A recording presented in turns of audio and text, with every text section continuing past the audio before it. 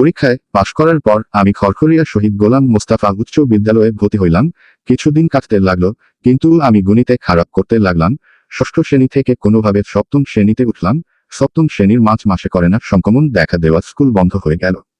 আমি অষ্টম শ্রেণীতে বোর্ড পরীক্ষা না পাস করলাম, কিন্তু শ্রেণী পরীক্ষা দিতে হয়েছিল। নবম শ্রেণীতে কোন বিভাগ নিব তা নিয়ে আমি চিন্তিত ছিলাম। পরিবারের মাধ্যমে সন্ধান্ত হলো আমি বিজ্ঞান বিভাগ নিলাম।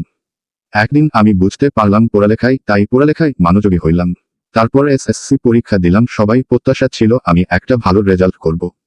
এসএসসি পরীক্ষার রেজাল্টের দিন রাস্তা দিয়ে হেঁটে আসার কয়েকজন বলল, তোর রেজাল্ট কত হয়েছে? আমি কিছু না বলে বাড়িতে চলে আসলাম।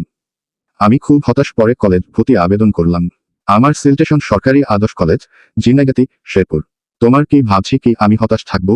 পরে আমি মেডিকেল অ্যাসিস্ট্যান্ট টেন্টিং স্কুলে ভর্তি আবেদন করলাম। তারপর পরীক্ষা দিলাম।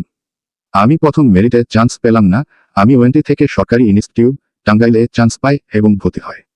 আমি এখন মেডিকেল ইনস্টিটিউট টাঙ্গাইলের একজন ছাত্র এবং সরকারি আদর্শ কলেজের একজন ছাত্র। তাই সবাইকে বলতে চাই, কেউ কখনো হতাশ হবেন না, কারণ আল্লাহ যা নির্ধারণ করে রেখেছে তা আপনার জন্য। সবার সাথে দেখা হবে পরবর্তী কোন ভিডিওতে।